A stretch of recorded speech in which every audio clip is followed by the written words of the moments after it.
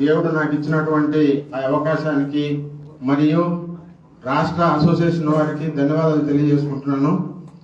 ముఖ్యంగా మొదటిగా ప్రస్థానానికి వస్తే నా యొక్క ప్రస్థానం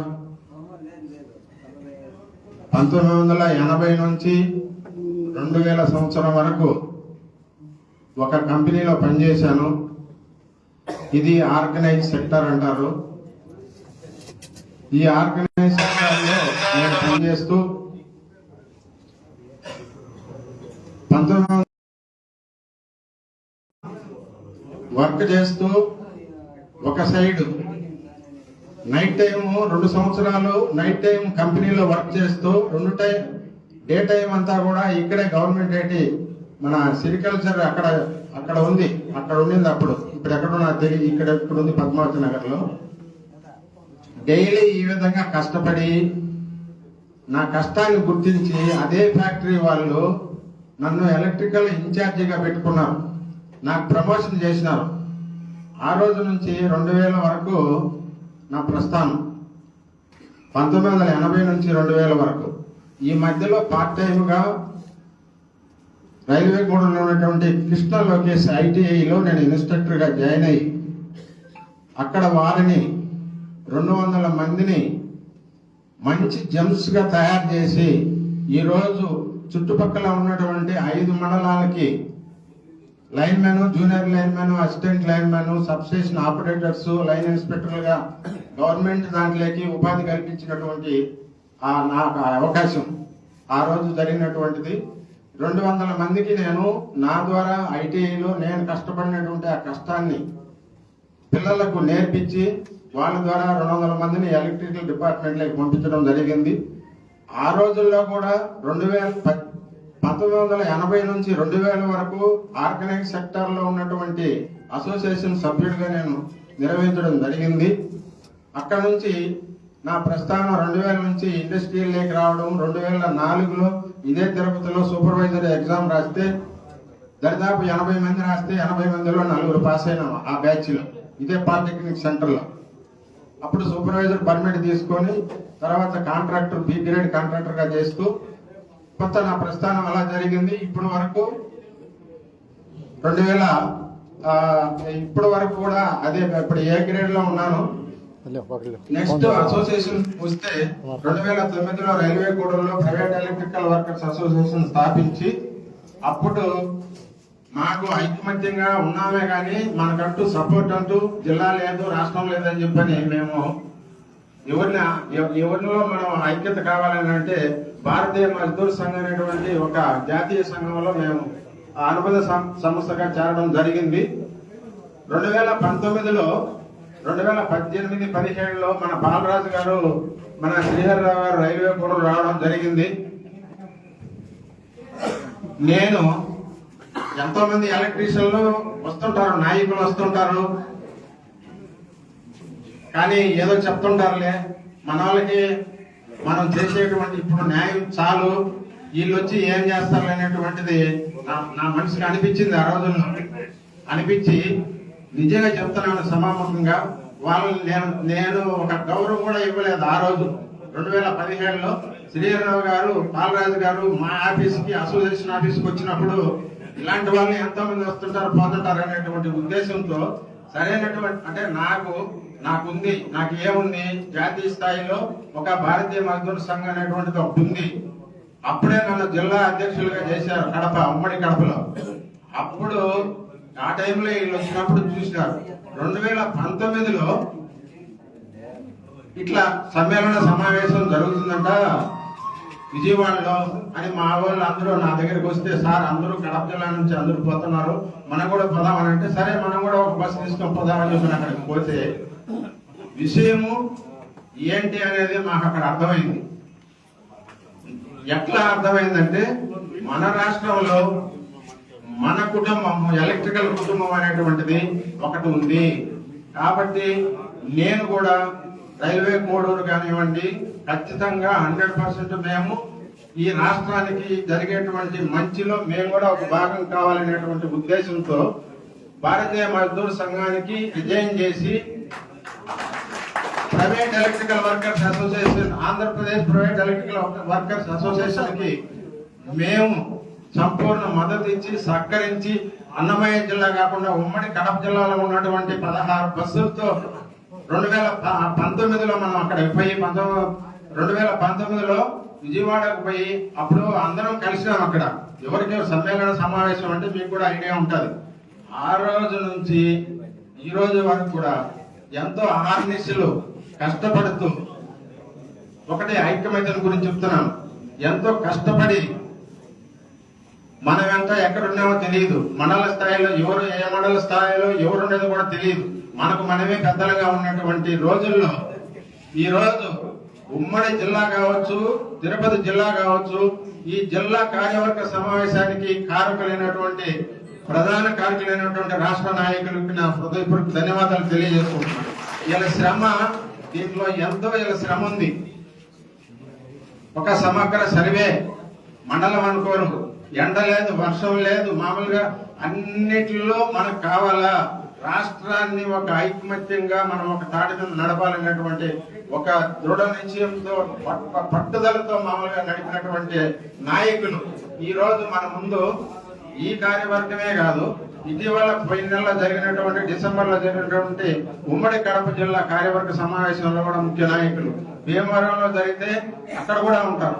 విశాఖపట్నం తర్వాత శ్రీకాకుళం, పార్వతీపురం, ఎక్కడికి పోయినా కూడా ఇంతకుముందు హరీష్ రావు గారు చెప్పినారు, ఈ వయసు తారతమ్యం అనేటువంటిది లేకుండా కేవలం మన ఎలక్ట్రీషియన్లకు మన వాళ్లకు న్యాయం చేయాలా, ముందుండాలా, వాళ్ళకి మనం సహకరించాలా, ఒక తాటి మీద పోవాలా, మనం ప్రభుత్వం నుంచి వచ్చేటువంటి సంక్షేమ పథకాలను మనం తీసుకోవాలా, సాధించాలా. దాంతో పాటు మన రాష్ట్ర అసోసియేషన్ నుంచి మనం ఏమైనా చేయగలమా అనేటువంటి ఒక ఆలోచన చేసి దానికి మళ్ళా ఒక టీం ఏర్పాటు చేసి రాష్ట్ర ఆర్థిక పరిస్థితులకు సంబంధించి ఒక టీం ఏర్పాటు చేసి సభ్యత్వాలు సంక్షేమాలు అనేటువంటిది దయచేసి వినండి. మనకు ఎవరు ఏం పెట్టేదేమి లేదు, ఎవరు చేసేదేమి లేదు. మన కష్టం మందే, మనకంటూ చేసేదేమి లేదు. మనకు ఉన్నారు అని అంటే ఒక అసోసియేషనే ఉంది మనకు. మిగతా వాళ్ళు ఎవరు మన ముందుకు రారు, మన సహాయాన్ని గుర్తించేటువంటిది ఎవరు లేరు, మన కష్టాన్ని గుర్తించేటువంటి వాళ్ళు ఎవరు లేరు. కాబట్టి దీనికంతా కూడా నేనేం చెప్తున్నానంటే మనము ఐకమత్యంగా ఉండాలి. ఇప్పుడే నేను గమనించింది ఏంటంటే, ఒక సీనియర్ గా మీలో నుంచి తీసుకున్నటువంటిది ఏంటంటే యథార్థత. అన్ని మండలాల వాళ్ళు వచ్చి మీ రాష్ట్ర నాయకులు కావచ్చు, ఇంకొకరు కావచ్చు, మీరు చెప్పినటువంటి వాస్తవాలకి మిమ్మల్ని అందరినీ నేను ప్రత్యేక అభినందిస్తున్నాను. ముఖ్యంగా వీళ్ళందరికీ ఇక్కడ అందరినీ కలిపేదానికి ప్రధాన కారణమైనటువంటి హరీష్ రావు కూడా నాకు ప్రత్యేక అభినందనలు తెలియజేస్తున్నాను. ఈరోజు 2 జిల్లాలు ఇక్కడ వచ్చినామని అంటే, కలిసినాము అని అంటే దానికి మన సమస్యలు ఎన్నో ఉన్నాయి. ఆ సమస్యలన్నీ రాష్ట్ర నాయకులతో కలిపి మనం కూడా ఏకమై ఒక పట్టుదలగా సాధించి దీన్ని ముందుకు తీసుకెళ్లాలనేటువంటి ఒక మంచి నిశ్చయంతో ఇక్కడ ఏర్పాటు చేసినటువంటి కార్యక్రమాన్ని మనందరం కూడా ఇక్కడికి వచ్చినాము. దీంట్లో ప్రధానమైనటువంటిది ఏంటంటే, నేను గమనించినటువంటిది మన పెద్దవారు చెప్పినారు, ఏది WR1 WR2 ఎవరికి అవసరం? గవర్నమెంట్కి అవసరం. నేను చెప్తాను ఛాలెంజ్ చేసి, ఎందుకు గవర్నమెంట్కి ఎందుకు అవసరం? ఎర్తింగ్ లేకుంటే మనుషులు చనిపోరా? బాడీ ఎర్తింగ్ లేకుంటే ఎంతమంది చనిపోతున్నారు, ఎన్ని యాక్సిడెంట్లు జరుగుతున్నాయి మనకు తెలుసు. మన మీద డిమాండ్ చేసేది వాళ్ళు ఇవ్వాలా. ప్రభుత్వం వాళ్ళు బి గ్రేడ్ ఎవరికి ఇవ్వాలి? ఈ WR1 WR2 ఎవరికి ఇవ్వాలి? వాళ్ళు భంగపడతా ఇవ్వాలి. ఒకప్పుడు Srinivasulu ACL assistant labour commissioner railway కోడర్కి వచ్చి, అయ్యా మీరందరికీ నేను కార్డులు ఇస్తాను. ఈ రోజు DCL గాను పై స్థాయిలో ఉన్నారు. వాళ్ళు హెల్పింగ్ నేచర్ ఉంది కొంతమంది దగ్గర. BOC కార్డులు ఎవరికి అవసరం? వాళ్ళకి అవసరం. సంక్షేమ పథకాలు మనకు అవసరమైనా కూడా చేయాల్సిన బాధ్యత వాళ్ళకు ఉంది. నెంబర్ 1. నెంబర్ 2, WR1 WR2 ఎవరికి అవసరం? ప్రభుత్వానికి అవసరం, గవర్నమెంట్ కి అవసరం. ఎందుకు? సేఫ్టీ నామ్స్ కింద నడిచేది అది. మనం WR1 WR2 ఎందుకు ఇస్తున్నాం? దాంట్లో కండక్టర్ లోడ్ ఇస్తాం, తర్వాత body to earthing, neutral earthing, face to face, body to earthing ఇచ్చేది మనం. అది రికార్డెడ్ గా మనం అలాంటి మేము మా ద్వారా ఇవన్నీ పరిశీలించి చేసినాం కాబట్టి ఇది ఇందులో ఏ పొరపాటున్నా కూడా పూర్తి బాధితులుగా మనం పెట్టి మనం సీలేసి సంతకం ఇచ్చి గవర్నమెంట్కి పంపిస్తాం. బాధ్యత ఎవరికి? దీనికి ఎందుకు ఇంత శ్రమ పడాల్సిన పని లేదు. మన హక్కును కాలం తోస్తా ఉంటే మనం ఎందుకు మామూలుగా దాన్ని వదులుకోవాలి? వాళ్ళకి రావాలి. దీని కొరకు నేను ఏం చెప్తున్నానంటే, మీరు రాష్ట్ర నాయకుల ముందర పెట్టినారు కాబట్టి దీన్ని ఎంతవరకు ముందుకు తీసుకెళ్లాలో ఖచ్చితంగా దీన్ని అమలు చేస్తామని మీ అందరికీ సమయం. ఇది మన హక్కు కాదు, ఇది ప్రజలతో కూడినటువంటిది, బిల్డింగ్లతో కూడినటువంటి, ఇండస్ట్రియల్ కానీ సేఫ్టీతో కూడినటువంటిది. ఆ సేఫ్టీ ఎవరికి అవసరం? ప్రతి ఒక్కరికి అవసరం. ఇటీవల మనం కొత్తగా పెళ్లి చేసుకున్న హైదరాబాద్ లో భార్యాభర్తలు చనిపోయిన విషయం తెలుసు కదా మీకు. హైదరాబాద్ లో కొత్తగా పెళ్లి చేసుకున్న భార్యాభర్తలు గేజర్ ఫాల్ట్ల వల్ల చనిపోయినటువంటి విషయం మనకి అందరికి తెలిసిందే కదా. కారణం ఏమైంటది? ఎర్తింగ్ లేదు. మన వాళ్ళు కూడా వైరింగ్ చేస్తున్నారు, గ్రీన్ వైర్ ఎర్త్ వైర్ తీసుకొని పోయి బయట తీసి పెడతాడు. గుంతతోవి పైప్ పెట్టి బొగ్గులు ఉప్పు వేసి లేకుంటే ఎర్తింగ్ ఎలక్ట్రాడ్ పెట్టి దానికి కనెక్షన్ ఇచ్చేవాళ్ళు చాలా తక్కువ. అదే WR1 WR2 ఉంటే నేరుగా పోయి చెక్ చేస్తారు. నేరుగా పోయి చెక్ చేసి ఎందుకు కనెక్షన్ ఉందా లేదా నేను చేసింది దీనికంతా కూడా నేను ఇవన్నీ ఇన్స్పెక్షన్ చేసి ఈ రోజు కూడా సేఫ్టీ సర్టిఫికేట్ ఇస్తున్నాను. నేను కోడూరులో, తిరుపతిలో కూడా ఇస్తున్నాను సేఫ్టీ సర్టిఫికేట్ ఫైర్ డిపార్ట్మెంట్ వాళ్ళకి. అంటే ఎందుకు చెప్తున్నానంటే ఇవన్నీ కూడా పెద్దోళ్ళు ఆయన బాధ, ఆయన ఆవేశం ఏంటంటే WR1 WR2 రాలేదు, మనకు కొంతకాలం మనకి ఇస్తాను, అది 50 రూపాయలు తీసుకుంటాము, 100 రూపాయలు తీసుకుంటాము అనేది కాదు. అది మనకు ఒక హోదా, ఒక హక్కు, దాంట్లో ఒక బాధ్యత. దీనివల్ల ఎవరికి అంటే ఇంటి వాళ్ళు లబ్ధి పొందుతారు. దానివల్ల ఎవరు సేఫ్ అవుతారంటే ప్రభుత్వం అంటే గవర్నమెంట్. దీన్ని తీసుకొని వచ్చి దాన్ని పెండింగ్ పెట్టి ఈ సంక్షేమ పథకాలు అనేటువంటివి ఎవరివి? సంక్షేమ పథకాలు అనేటువంటివి బిల్డింగ్ యొక్క చెస్, దాంట్లో నుంచి వచ్చినటువంటి అమౌంట్ ని ఎవరికి హక్కు? దీనికంటే భవన నిర్మాణ కార్మికులు. మనం BOC కార్డులు తీసుకొని మేము కూడా రెన్యువల్ చేసుకుంటానే వస్తున్నాం. అది ఆడపోతుంది. అది ఇంతమంది రైల్వే కోడ్లో మా సెక్రటరీ అయిన పండ్రా సుబ్రహ్మణ్యం గారు ఆయన ఏం చెప్పాడు? అందరికీ 100% కార్డులు ఇప్పిస్తున్నాం, అందరికీ రెన్యువల్ చేస్తున్నాం, కానీ లబ్ధి మాత్రం లేదు, సంక్షేమ పథకాలు లేదు. ఎవరు కారణం, ఎక్కడ కారణం అనేది ఒకప్పుడు చేజారిపోయినా కూడా దీంట్లో మీకు తెలియని విషయం ఏంటంటే మన రాష్ట్ర నాయకులు మెమరాండం సెక్రటరియట్ వరకు తీసుకుపోయినారు. కానీ ఇది ఏం జరుగుతుందంటే ఇప్పుడు నాకు తెలిసినటువంటి విషయం ఏంటంటే గ్రౌండ్ లెవెల్కి పైన జరిగేటువంటిది హరీష్ గారు ప్లీజ్, గ్రౌండ్ లెవెల్కి పై లెవెల్లో జరిగే విషయాలు తెలియడం లేదు. నా నిర్ణయం. అవునా కాదా చెప్పండి. దీనిని చేయాలంటే ఒకటే మార్గం.